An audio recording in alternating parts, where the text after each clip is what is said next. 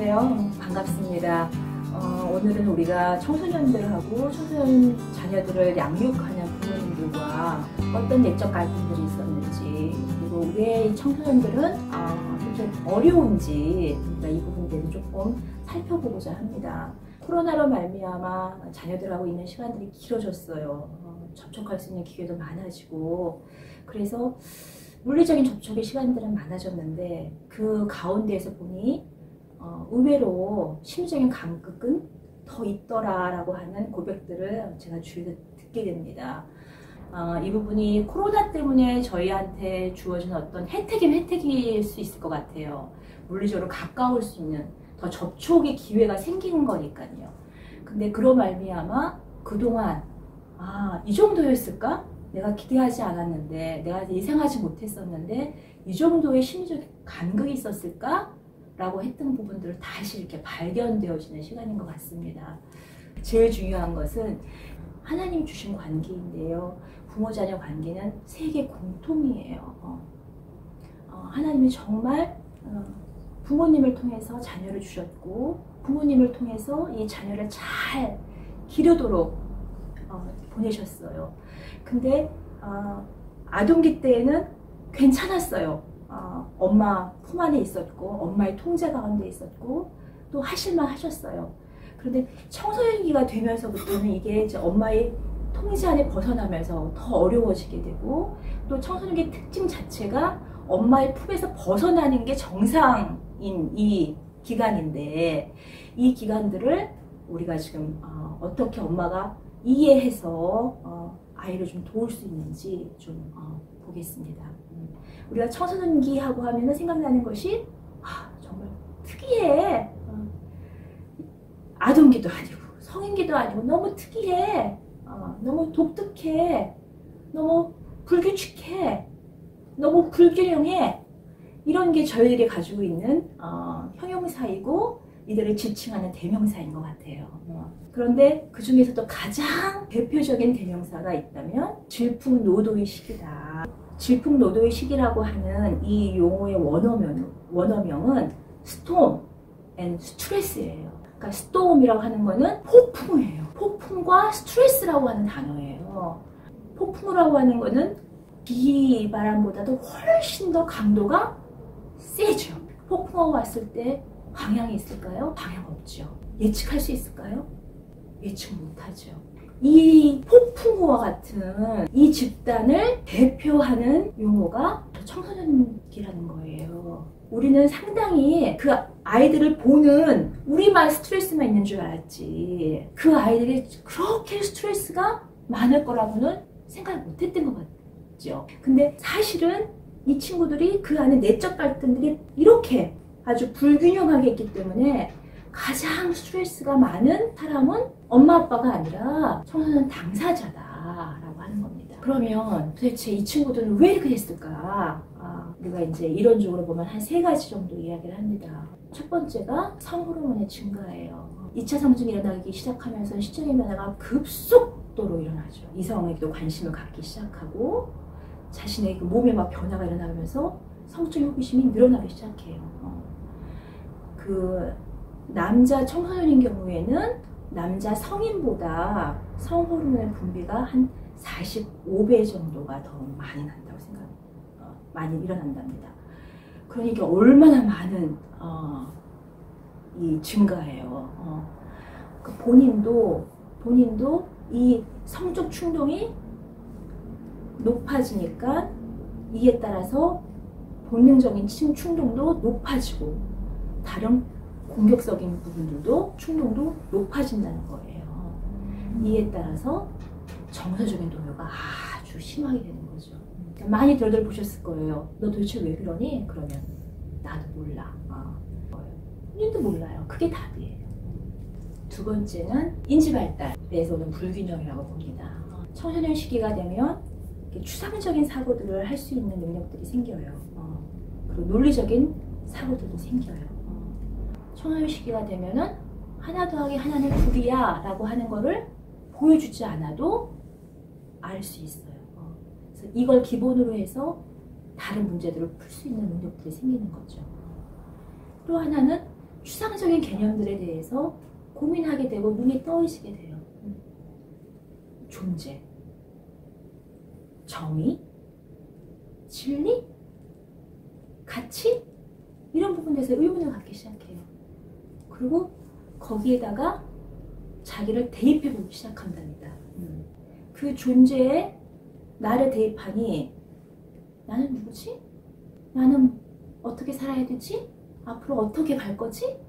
진로에 대한 고민, 나에 대한 고민 이게 시작되는 게 청소년 시기입니다. 그래서 이 시기는 고민하고 탐색하는 시기라는 거예요. 이건 에릭슨이라고 하시는 분이 얘기를 하신 건데 청소년 시기는 이 시기이기 때문에 성인에 들어가기 전까지 의무와 책임을 다하지 않고 네 자신을 알아가고 너에게 맞는 것이 무엇인지 탐색할 수 있는 시간이다. 그래서 심리적 유예기라는 용어를 주셨답니다. 자기를 찾아가는 과정 중에 어느 누구도 한 번의 답을 찾기가 어렵죠. 많은 실수들이 있습니다. 그래서 나오는 불균형입니다. 세 번째는 뇌 발달에 해당하는 부분입니다. 요즘 활발하게 이제 뇌 발달에 대한 연구들이 나오기 시작했는데요. 청소년의 뇌가 아동이나 성인기의 뇌하고는 다르다라고 하는 그 연구들이 나오기 시작했습니다. 우리들의 뇌는 순차적으로 발달된다고 합니다. 영아기 때 발달하지 못하면 그 다음에 청소년의 뇌는 발달이 안 된다는 거예요. 청소년의 뇌가 발달되지 못하면 성인기의 뇌가 발달되지 못한다는 겁니다. 그래서 나오는 이야기들이 어릴 때 트라우마가 있을 경우에는 그 다음 뇌로 발달하기가 어려운 부분들이 있습니다. 그래서 요즘 나오는 연구들이 트라우마를 그 시대에 개입해서 해결하고 가야 된다라고 하는 부분들이 발달의 면에서는 뇌 발달하고도 관련이 있습니다. 돌아가면 우리가 청소년 뇌를 아까 말씀드렸는데요. 청소년의 뇌는 견연계라고 하는 그 중에서도 편도체라고 하는 그 감정의 뇌가 가장 발달하는 시기랍니다. 이때의 뇌는 아주 급격하게 발달을 한대요. 그래서 경사지게 발달을 하는 거예요.